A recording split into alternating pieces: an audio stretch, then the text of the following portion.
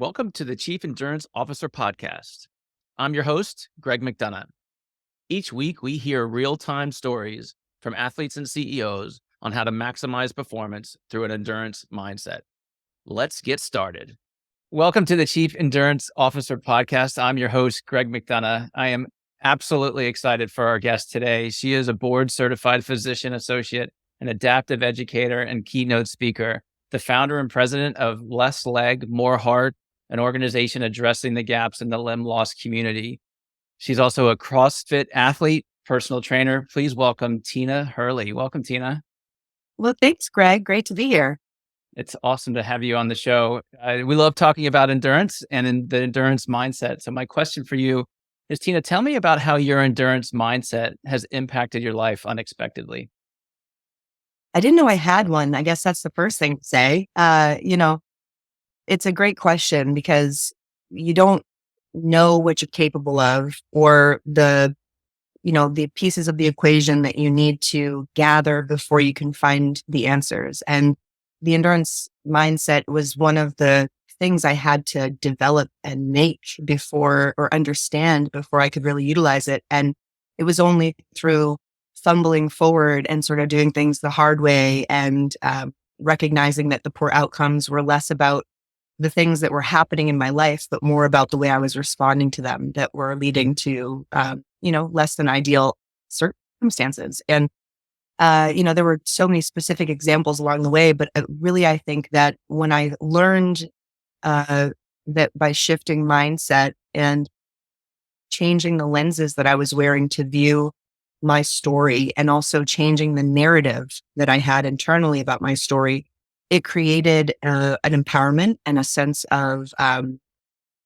internal motivation and kindness to myself that allowed for me to take a breath, right? To oxygenate. You think about endurance, you think about aerobic capacity and oxygen being the primary driver in the Krebs cycle, and all the nerds out there, in the biology world will understand. For me, I didn't have oxygen for so long. I was, I was just grasping at straws to just try to survive. And that chronic fight or flight and the hormonal changes and all of that allowed for me to really be myopic. I was living right in front of myself and wasn't able to see out and to expand and to breathe life into my life or light into my life. So the concept of really thinking more long term, thinking about completing the next task and identifying with myself as the best version of myself in order to achieve it, rather than assuming that I needed to be that in that moment and just feeling discouraged and shamed. All of endurance mindset I don't believe, in my opinion, is a specific thing. I think it's many things that you utilize at the right times at stages in your journey to go the distance. And those tools change and the phases in life that you go through change. And so, endurance mindset for me is about building your tool belt, and it's significantly changed my life. I mean, I went from identifying with the two words, if you had signs over your head that you portrayed to your society and that you believed society truly thought about you. My two, after I lost my leg and my marriage and my husband had left, all these things, they were unlovable and disfigured, genuinely. Like to the core of my soul, that is what I felt I was, all that I had to offer, and how I was viewed. And that really affected the world around me and the opportunities that I had. And as soon as I shifted that and changed the statements to myself about who I was, that's really when the beauty of life opened up. Thank you for sharing that. I'm curious, was there something that triggered that mindset shift, that change in narrative that happened in your life at that time? Something specific, or that you could get into the details around? Yeah, there's actually a very specific inciting event. I had given up, which I don't think I've ever done, but I just felt like I had nothing more to give. At this time, I'd had 11 surgeries in less than 2.5 years. I was freshly amputated. I had just had a debridement surgery with a big wound back on my leg. I lived in a 3-story house on 60 acres of conservation with 2 dogs to care for. The winter was coming. The prognosis on my limb was bad. My other leg is affected and we hadn't even started surgical attempts at that. So, I mean, it was a really, really hard time. I was on medications. I was in a fog. I wasn't able to work. I couldn't do the things that brought me joy, like fitness and movement and creating things with my body. And I came home from a doctor's appointment and all of my husband's stuff was gone out of the house one day after a 1 year anniversary. And if I'm going to blow your mind right now, it was actually on October 11th of 2016 today.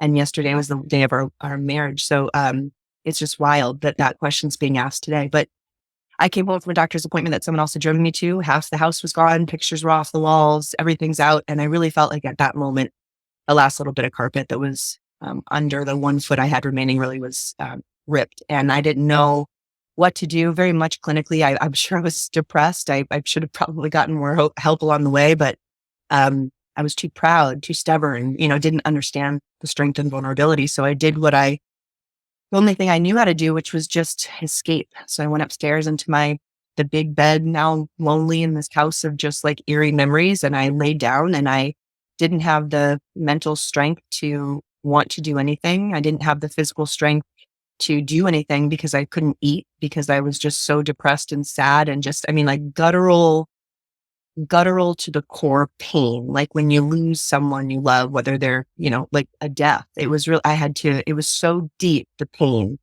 And I was so fragile that I just didn't have anything. And, I couldn't feed my dogs in the house because I didn't have the strength to do it because I hadn't eaten in weeks. I lost almost 30 pounds of muscle over the course of nearly a month. And I didn't allow anyone that called me to get in touch with me. I did not want to be seen that way. I was hoping it was temporary, but I didn't know. And I was too proud to show myself in that way and didn't know how to ask for help because I was always the one that gave help. And a best friend broke into my house. She hadn't gotten in touch with me. She hadn't been able to get me on the phone. She knew I just had a surgery. She knew the circumstance of my husband leaving, and she drove 45 minutes, broke in through the side of my garage and found me in bed. And I was gaunt. I was like Skeletor and was wearing like the same pajamas. I mean, I was just in bad shape. And the first thing she chose to say to me were, "You're selfish." And this is a person that I knew my whole life. So like, very few people would have been able to say that to me and have it hit the way that it hit with her.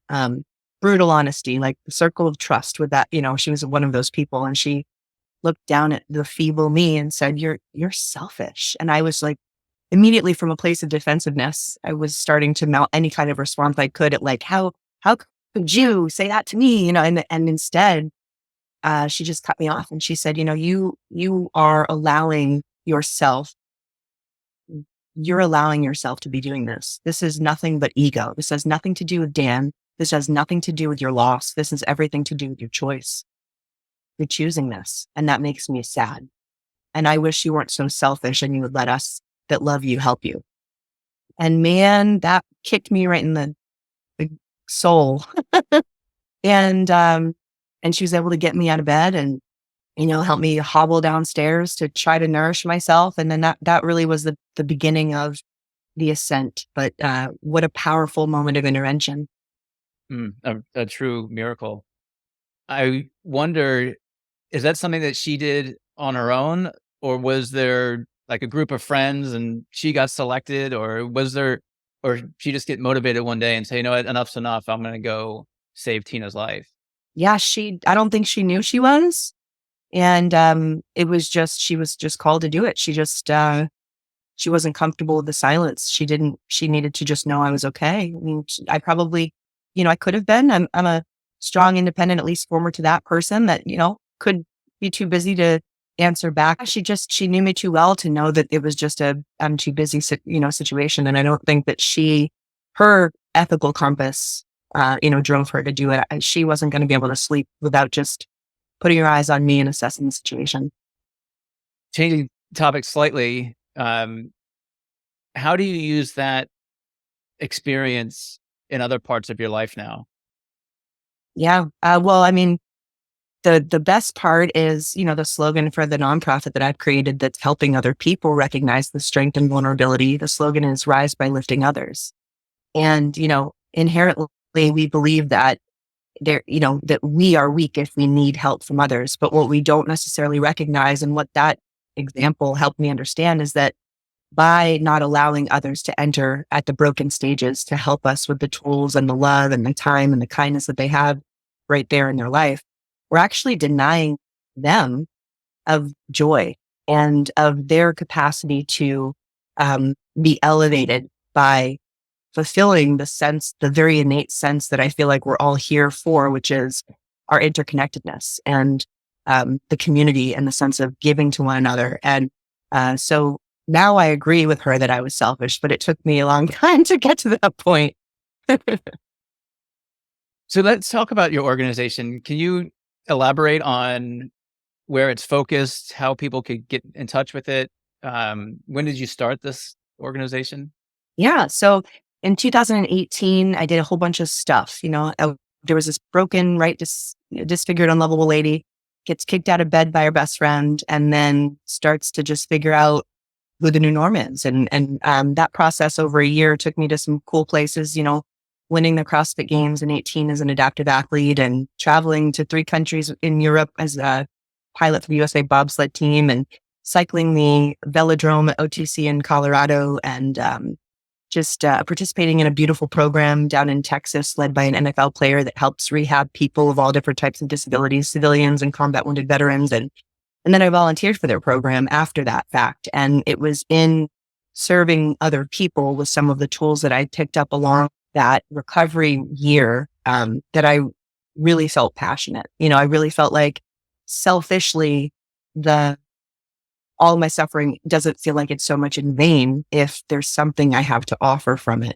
Otherwise, it's just a big, heavy rock of awful, and there's no meaning, there's no purpose to it. And that's a tough pill to swallow. So if I help other people, then man, it feels better. So the initial pursuit felt a bit selfish. I feel good when I do it, and I like feeling good, so I'm going to do more of it. And what I realized is that, like, the dual view that I had as both an amputating physician assistant prior to my surgery, and also now an amputee suffering all of the economic and mental and physical problems that folks would face, but in the setting of being a 6-figure earner, white collar professional with an ideal circumstance going into it, and still having a tough time, I was like, I have this beautiful view as both the clinician and the patient. And then also, I know that if I was having such a hard time, being an ideal candidate to be that person to go through it,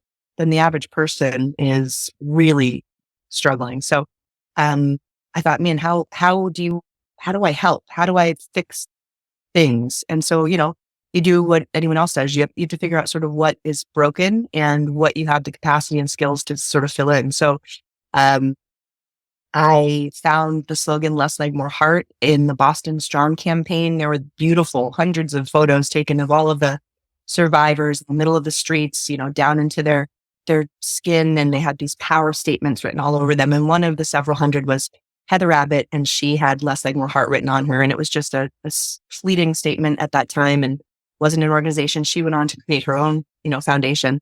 And man, I felt that in my soul. Like, the more leg they took, and I had 3 amputations, higher and higher, and they're still going to have to go higher on the other leg.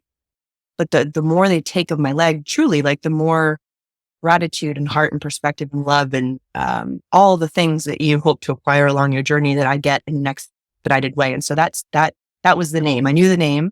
And then it was a matter of, how do I serve the goal? And the goal is to help amputees thrive and decrease their suffering during their transition and ongoing. And then also to help support the medical system, because as a provider to amputees, I recognized that I was writing noncompliance and charts so much, and I didn't have time to dig into all of the barriers, and I didn't even have systems to support the barriers. And if the needles and narcotics and surgeries that I had to offer, which are the FDA approved things I can give them, don't work, that's all I've got in my pocket as a Western medicine clinician. And also, even if I were to offer them things and they have any kind of financial implications and can't pay for the treatment, they're SOL. I can't do anything. So how do I help make the medical system feel supported decrease the barriers to care, help with funding for people so that their medical programs are successful, and then also provide continuing care after the fact to help readmissions and lower, infection rates and decrease recurrent hospitalization and suicidality and narcotic utilization and all these measures that, again, in medicine we track, but we don't have the ability to fix. And it came down to really simple stuff. It's not like sexy medical practice. It's just the basics. Like people need to feel like they're not alone. So peer mentorship. They need to understand what's going on and feel like they have a voice in the direction of their care, which if you don't understand, even by context clues, a full sentence of what someone's speaking at you in medical jargon, you're going to feel lost. So advocacy, helping people understand what they're going through, what the test results are, what their options are. And then funding for holistic approaches to care, anything outside of the needle, narcotic, and surgery. Maybe it's a gym membership or it's supplementation or it's adaptive recreation equipment or it's extra counseling or extra PT or accessory adaptive equipment, anything that they just can't get funded. And then, the last thing is safety and autonomy at home. I want to shower with dignity. I want to be able to stand and do my dishes or at least access my sink. It's like basic primal things that people want to feel they're autonomous with. And oftentimes they do that at the expense of their safety. So we'll provide, ramps to their home, widen doorways, put in first floor washers and dryers if we have to, re-outfit bathrooms to have ADA specs or at least, safety measures. We'll send pre-prepared meals delivered to their home for them and their support systems for a number of weeks to months in the initial recovery, or pay for a handyman to go and fix some of the things that might break, or house cleaners to tidy up so that these people aren't doing it when they don't have it to do and they get hurt or they can't access their home, and that they and their support systems can truly deal with the large matter at hand, which is the tidal wave of all of the medical appointments and follow-ups and things that come after hospitalization, while also coping and grieving with this major loss in the midst of significant medication, pain, anguish, and to be quite honest, for most of us, an identity crisis. You don't know who you are anymore. You don't even know how to do anything.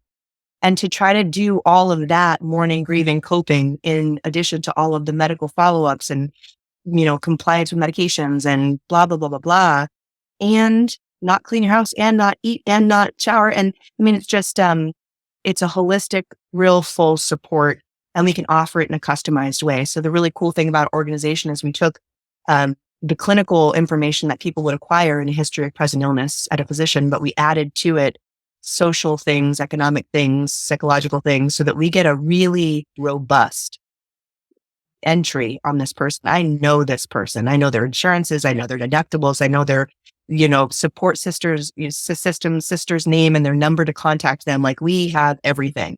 And then we don't just give them something. Like, we don't want to hand stuff out. We want to empower this person to be their best self and flourish in their journey so that they can get to a point to help give back to others as well. Because if they could get in my seat, man, what a joy it is to have had this illness now because of what it's doing. And so we check in on them at 1, 3, 6, and 12 months.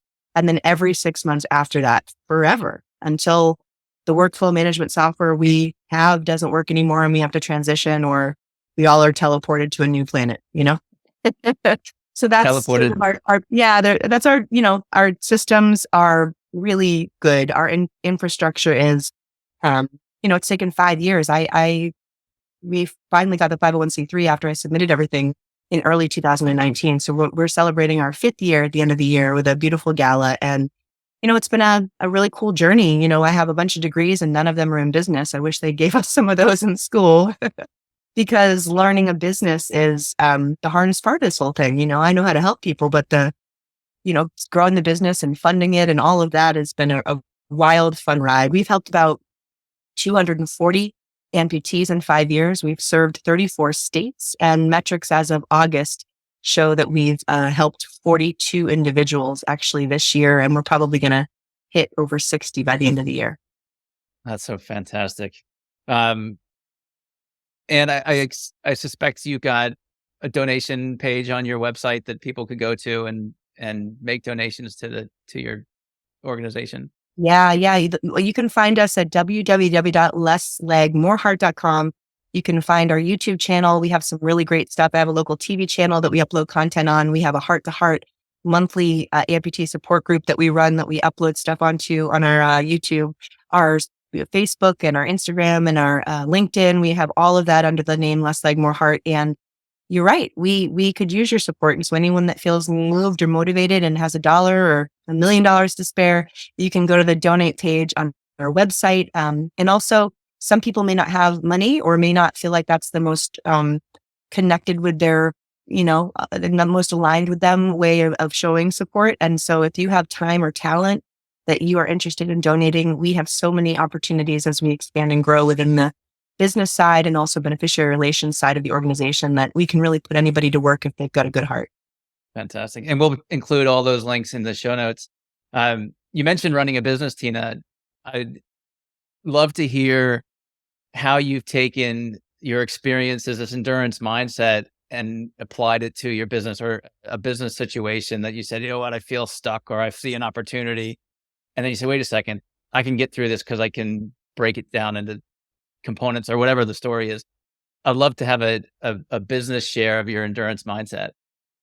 Yeah, if you want to go fast, you go alone, right? And if you want to go far, you go together. And so I think that the most successful sort of thing that I've learned in this business practice is that, humbling yourself among people much smarter than you in other things is the best way to learn and to become them.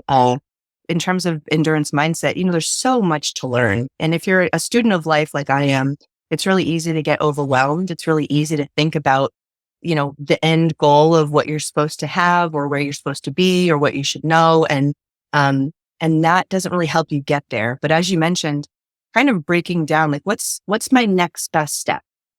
I know the end where I want to be, and I know that there's so much to get there, but rather than be overwhelmed about the 7,000 ways that I could get there or what I need, if I just focus on my next step and trust that I have the capacity and the strength and passion to go that distance, I just need to focus on what the next right thing to do is. And if I don't know, seek counsel and find someone that does know, or read something. And maybe that's my next step. Maybe R&D is my next step, so it's like constantly just checking back in to go, where do I want to be? And frequently just reevaluating, is that in alignment with what's best for me as a person, with the organization as a person, because things are constantly in flux. And I think that that's a key part of having any kind of this endurance is, you may think that there's a specific trajectory, but man, curveballs can come at any time. Trips can come at any time, right? We always think that we have control because we see a path, but it's ever shifting in the real world. And so your ability to pivot and, trust in the capacity that you have while you follow alternative directions, and just grace. Honestly, I think that some of this is grace. We've all been out there and you can apply it to like a physical, skill set. Say you're running a 400 meter and today wasn't your time. Then you didn't have a great day. It's like, doesn't mean you're a bad runner. Just we're allowed to have days or phases or chapters or seasons that are lessons. And if you look at them as not failures, but as lessons that you've learned, you don't feel so bad not going as fast or getting to as many places as you feel like you initially set out to go, because maybe where exactly you were supposed to have been is in the learning phase. Absolutely. I find it fascinating how often endurance racing and training line up with running a business and managing a team. It's the same lessons, and the more we're in our discomfort zone, the more we can achieve, and our capacity grows. And it's this evolution is amazing. Oh yeah. I mean, just between the carb loading between meetings, it's very, very synonymous. That's awesome. Yeah. Tina, shifting gears a little bit, talk to us about you, like your childhood, what led up to the amputations. I'd love to hear and know more about you. Yeah, really energetic little girl. I have an older sister and a younger brother, and everybody in my family is a veteran. My mother is not, but she came from a family that was military. So we always joke that, I'm the only one that lost a limb, but it was my repayment for not serving, they all say. Military family, very blue collar. My mom stayed at home with 3 kids. My dad worked as a foreman at the Boston Globe before they were brought over by the New York Times. It was we were lower middle economic class. We didn't have a lot of extras. My mom did the best she could with the circumstances. I learned a lot of hard lessons growing up. There was a lot of direct punishments paternally. And there was I realized at an early age, this is with filters in place, anyone listening can hear that, but, I had to learn at a very early age that my safety, mentally and physically, was dependent on my ability to adapt and to read scenarios and to get what I needed to get sometimes because it wasn't always provided.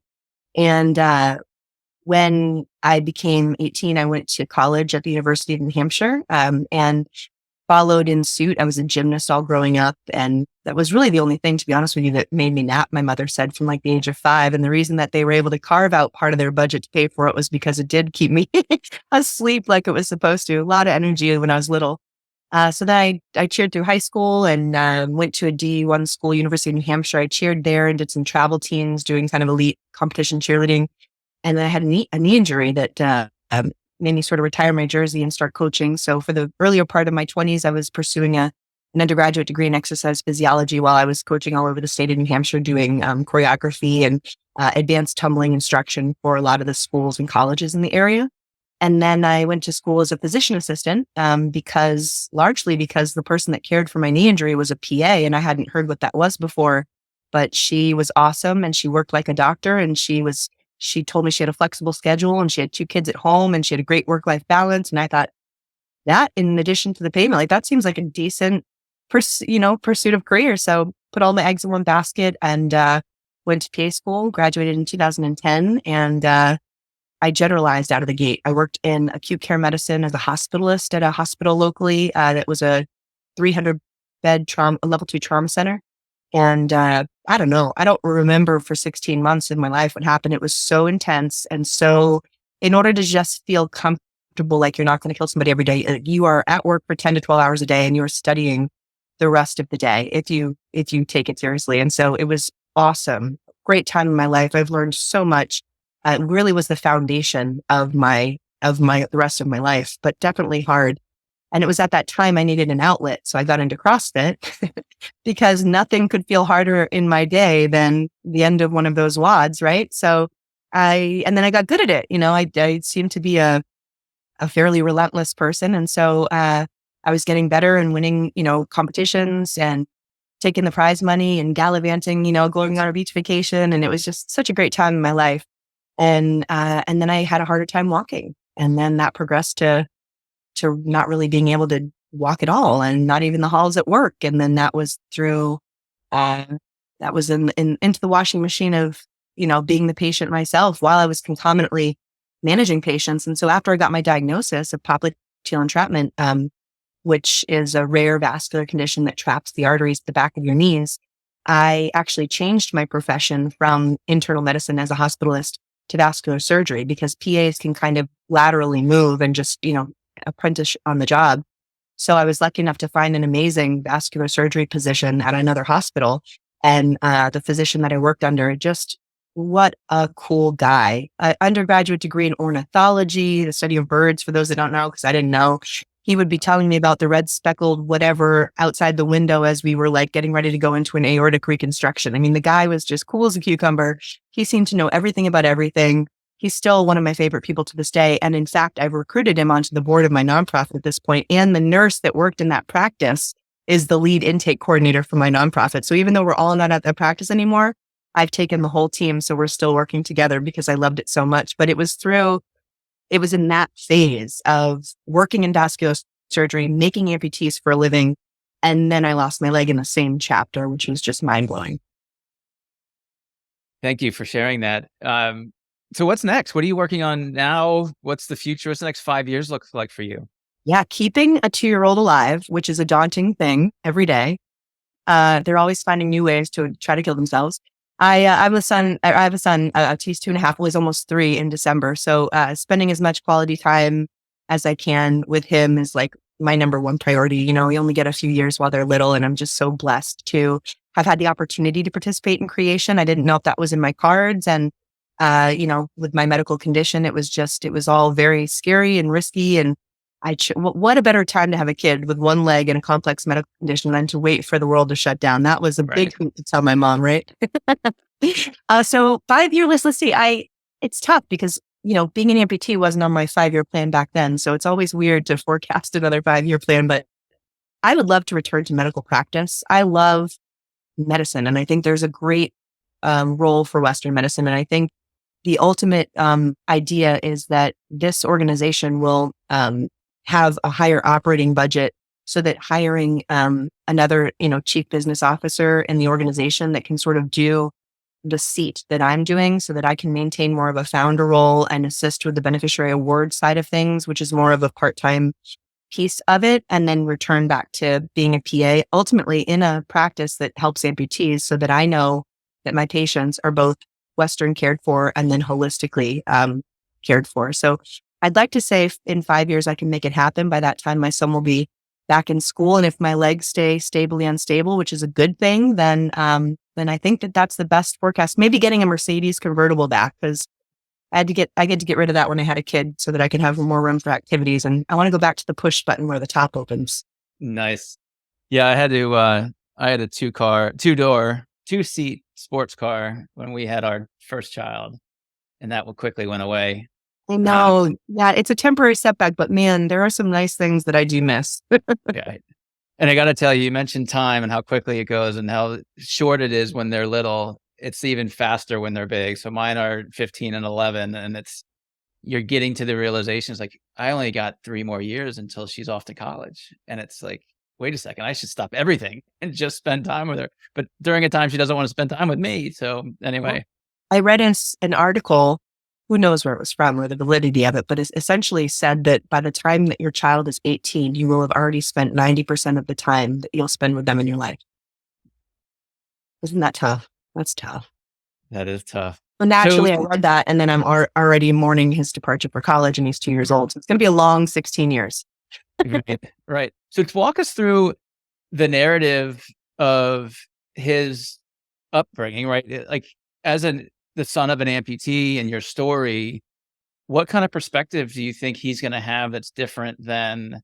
And I asked that question because my older brother is mentally handicapped and was from birth, and my perspective on life is much different than what my friends were when I was growing up. I had a lot more appreciation for the things that I have.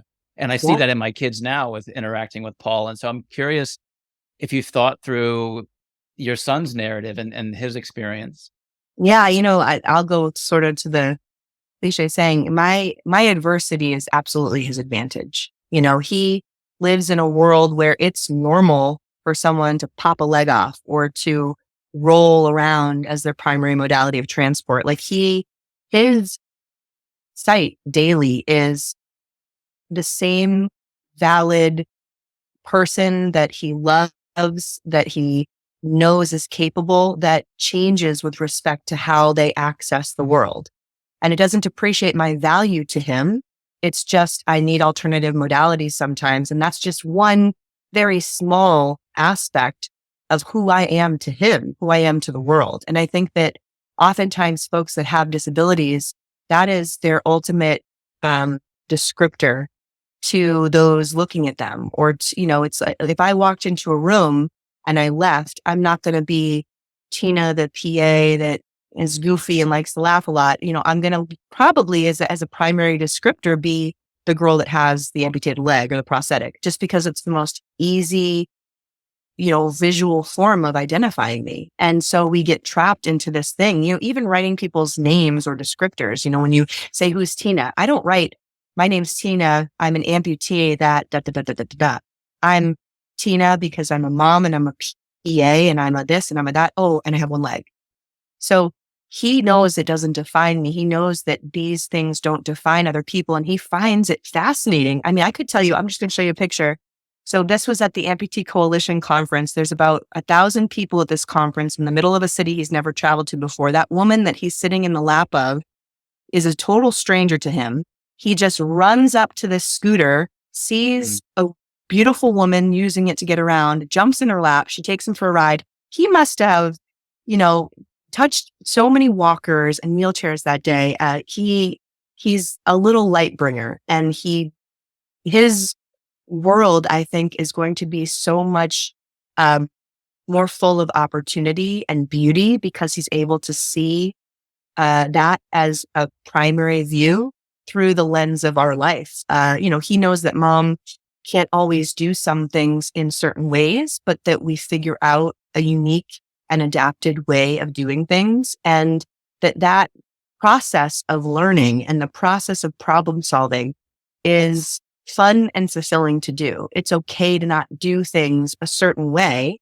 As long as we feel like we tried, that effort is what we're seeking. The lessons from the failures of that is what we're seeking, not necessarily the direct getting it done. And I think that that's a big lesson that I know I wish I could have learned sooner. And so, it's been beautiful. It's been, hard. I'm not going to sugarcoat it, trying when I was first a new mom and I'm trying to, breastfeed my son as I'm rocking him before bed and I have to kick my prosthetic off because I don't have good blood flow. And then while he's dead weight on my lap in the dark, trying to figure out where my prosthetic is so I can put my leg in it to try to stand up steadily on it with the most precious 12-pound thing of my life that I can't drop and try to get him over to the crib. And I mean, it's a lot but it's not unmanageable. You just figure out systems and as he's been growing, I mean, it's just been so beautiful to watch him, try to put my leg on. Like the other day, he picked my leg up and goes, "Oh, mama." And he walks over to me and is so proud that he got my leg. And then he tries to stick